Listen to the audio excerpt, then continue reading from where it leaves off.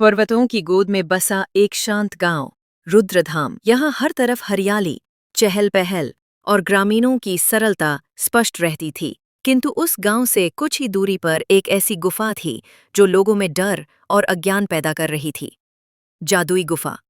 कहते थे कि वहां जाने वालों की आधी लौटकर वापसी होती, और जो लौटे भी उनके अंदर हवा सी सुस्ती छा जाती। बुजुर्गों के अनुसार वो गुफा कभी खुलती थी, कभी बंद रहती थी। गांव में अफवाह थी कि वहां कोई जादुई दुनिया छिपी हुई है, लेकिन जो भी गया लौटकर नहीं आया। राजू को इन बातों पर विश्वास नहीं था, लेकिन उसका मन बार बार उसी गुफा की ओर खींचता था। एक दिन राजू को खेत के किनारे एक पुराना लकड़ी का डिब्बा मिला। उसमें एक नक्शा था, हाथ से खींचा हुआ, गुफा की ओर इशारा करता हुआ। नक्शे के पीछे लिखा था, जो सच्चे मन से तलाशे उसे रास्ता मिलेगा, पर डर को छोड़ना होगा। राजू को यकीन हो गया कि यह कोई इत्तेफाक नहीं। उसने तय किया कि वह उस गुफा का रहस्य सुलझाएगा, लेकिन यह आसान नहीं था। उसके माता पिता ने मना किया, दोस्त हंसे, पर राजू ने किसी की नहीं सुनी। एक रात चांदनी में चुपचाप वह गुफा की ओर निकल पड़ा।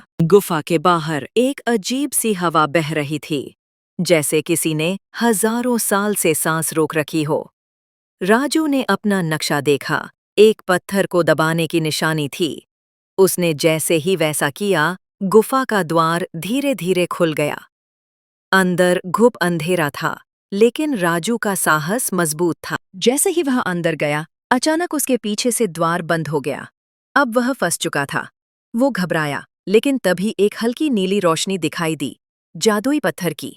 उसने उसे छुआ और पूरी गुफा रोशनी से भर गई। राजू अब एक दूसरी दुनिया में था। पेड़ जो बोलते थे, नदियां जो संगीत गाती थीं और जानवर जो इंसानों की तरह बात करते थे। ये थी जादू लोग, एक छिपी हुई दुनिया जो सदियों से इंसानों से छुपाई गई थी। यहाँ के निवासी, जिनका नाम था लूमी, छोटे छोटे प्राणी थे जिनके सिर पर रोशनी की बूंद होती थी। उन्होंने राजू का स्वागत किया और बताया कि वह चुना गया है इस लोक को बचाने के लिए। जादू लोक पर एक खतरा मंडरा रहा था, अंधकार का देव कालवृत। वो इस दुनिया की रोशनी चुराना चाहता था और पूरी दुनिया को अंधेरे में बदलना चाहता था। राजू को एक रहस्यमय तलवार दी गई, अग्निखड्ग, जिसे केवल वही चला सकता था जो निडर हो। पर उस तक पहुंचने के लिए उसे 7 परीक्षाओं से गुजरना था। भम का जंगल, जहां सब कुछ उल्टा पुल्टा दिखता था। अग्नि नदी, जहां वह बिना जले पार जाना था। ध्वनि का महल, जहां सच्चाई की आवाज पहचाननी थी। आईने की सुरंग, जहां उसे अपने डर से लड़ना पड़ा। विचारों की घाटी, जहां उसे अपने उद्देश्य को याद रखना था। मौन की गुफा, जहां हर शोर उसे गुमराह कर सकता था। अनंत द्वार, जहां उसे विश्वास की परीक्षा देनी थी। राजू ने एक एक कर सब पार कॉम्चर किया। उसकी बुद्धि, साहस और सच्चाई ने उसे आगे बढ़ाया। अब राजू सामने था कालवृत्त के, एक डरावना, विशाल प्राणी जो अंधेरे में जीता था। उसके पास लाखों छायाएं थीं जो रोशनी को निगल लेती थीं। युद्ध शुरू हुआ। राजू ने अग्नि खड्ग उठाया। उसकी तलवार रोशनी से भर गई, क्योंकि वह निडर था और सत्य के साथ खड़ा था। भीषण युद्ध के बाद अंततः राजू ने कालवृत्त को हराया। जादू लोग फिर से चमक उठा। लुमियो ने उसे कहा कि अब वो वहीं रह सकता है, एक राजा की तरह। अपनी दुनिया लौटना है, ताकि वहां भी रोशनी फैला सकूं। गुफा का द्वार फिर खुला और वह वापस धूपगढ़ लौट आया। अब वह पहले जैसा लड़का नहीं था। वह ज्ञान, साहस और रोशनी से भरा हुआ था। वह गांव के बच्चों को सिखाने लगा डर को कैसे हराया जाए, सच्चाई की ताकत कितनी बड़ी होती है, और सबसे जरूरी, सपनों की दुनिया हकीकत बन सकती है अगर दिल से चाहो। राजू अब वापस अपने गांव तो आ गया था, लेकिन उसका मन अब भी जादू लोक में ही अटका था। उसे लगता था कि वहां की हर सीख, हर अनुभव यहाँ के जीवन में भी काम आ सकती है। लेकिन जैसे ही वो गांव लौटा, उसने देखा कि गांव में अजीब घटनाएं घटने लगी थीं।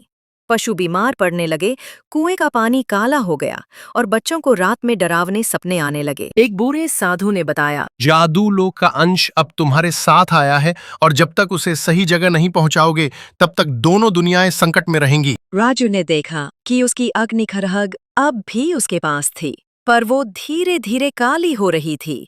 इसका मतलब था कि जादू असंतुलन में था।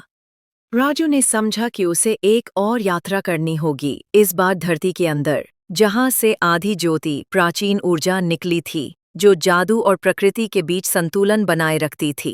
राजू की इस बार उसे साथ मिला गांव की एक लड़की, राधिका का, जो उसकी बचपन की मित्र थी और अब एक आयुर्वेद विदुषी बन गई थी। राधिका जड़ी बूटियों, मंत्रों और प्रकृति की शक्तियों की जानकार थी। वे दोनों पहाड़ों के नीचे की गुफा से होकर धरती के गर्भ में पहुंचे।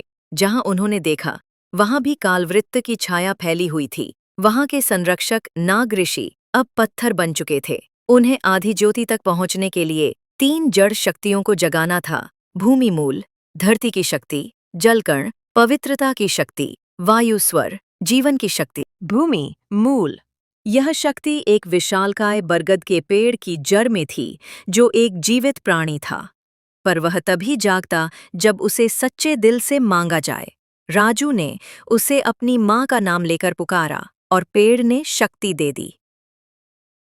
जलकण, यह शक्ति एक गुफा की झील में थी, जिसमें केवल निर्दोष आत्मा ही प्रवेश कर सकती थी। राधिका ने अपनी दया और सेवा से झील के पानी को शुद्ध किया और शक्ति प्राप्त की।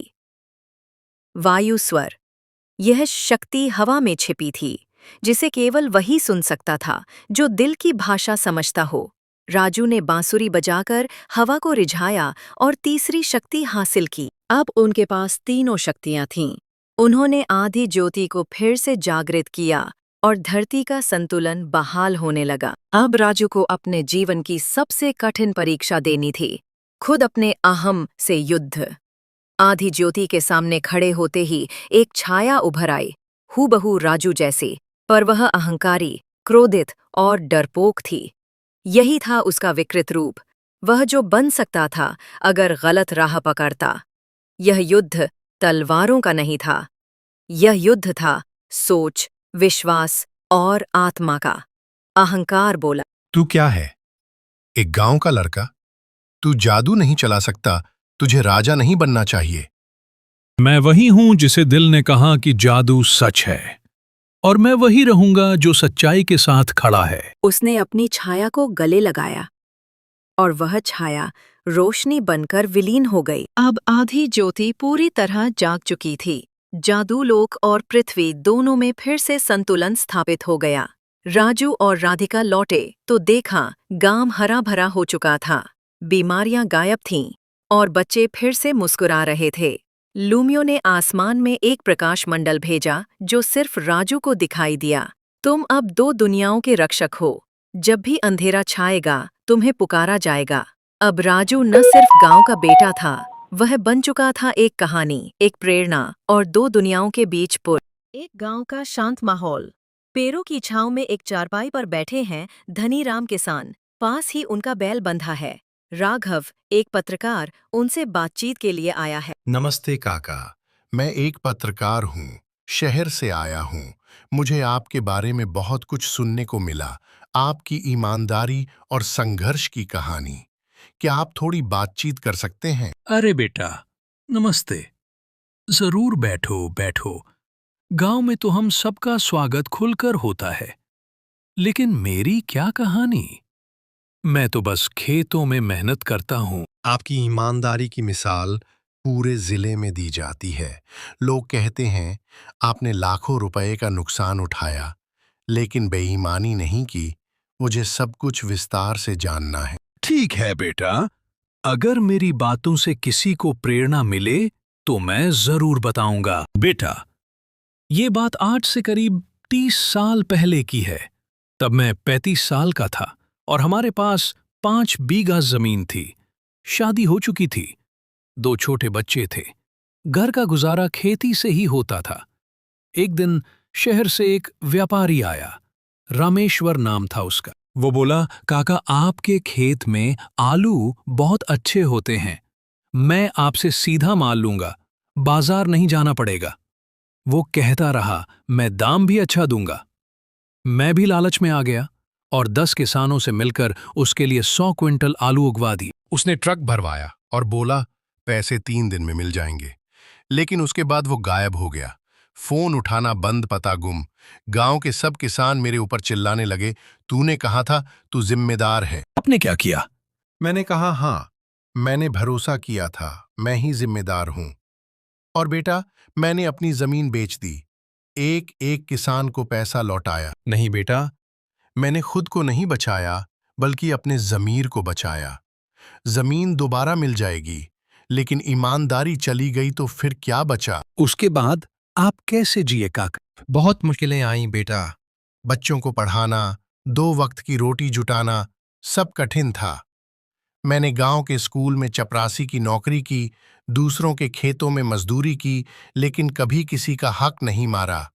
मैं आपके बच्चे क्या करते हैं अब? मेरी बेटी सीमा अब डॉक्टर है और बेटा गोविंद गांव में एक जैविक खेती का स्टार्टअप चला रहा है। मैंने उन्हें एक ही बात सिखाई, मेहनत और ईमानदारी से बड़ा कोई धर्म नहीं। कभी आपको दुख नहीं हुआ कि आपने इतना बड़ा बलिदान दिया? कभी कभी मन में आता है, अगर मैं भी उस व्यापारी की तरह धोखा देता तो आज बड़ी कोठी में रहता। लेकिन फिर रात को चैन की नींद कैसे आती? लोग कहते हैं कि ईमानदारी से कुछ नहीं मिलता, लेकिन आपकी कहानी तो इसका उल्टा कहती है। बेटा, आज मेरे पास पैसा नहीं है, लेकिन लोगों का विश्वास है। कोई भी गांव वाला मुझसे उधार मांगता है तो बिना लिखे दे देता हूं। ये भरोसा पैसा नहीं खरीद सकता। आपने गांव में जैविक खेती की शुरुआत भी की है ना? हाँ बेटा, गोविंद ने कहा, बाबा अब हमें जहर नहीं, जमीन से जीवन उगाना है। मैंने भी सीखा और अब गोबर खाद, वर्मी कंपोस्ट से खेती करते हैं। कम मुनाफा है, लेकिन सच्चा है।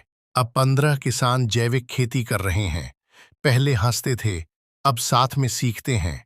मैंने एक छोटा सा ईमानदारी कृषि समूह भी बनाया है, सबका फायदा साझा करते हैं। काका, आपकी कहानी ने मेरी आंखें खोल दी। आजकल हम जैसे युवा सिर्फ सफलता के पीछे भागते हैं, पर आपकी तरह सच्चाई के पीछे नहीं। ये तो मेरा सौभाग्य है। भगवान करे तुम्हारे जैसे लोग सच्ची कहानियां सब तक पहुंचाएं। राघव काका के पैर छूकर विदा लेता है और मन में संकल्प करता है, सच्चाई का प्रचार करना ही उसकी पत्रकारिता का असली उद्देश्य होगा। सीख: ईमानदारी भले ही तुरंत लाभ न दे, पर जीवन भर सम्मान जरूर देती है। संघर्षों से डरे नहीं, क्योंकि उनका फल आने वाले वर्षों में दिखाई देता है। दूसरों के लिए किया गया बलिदान कभी व्यर्थ नहीं जाता।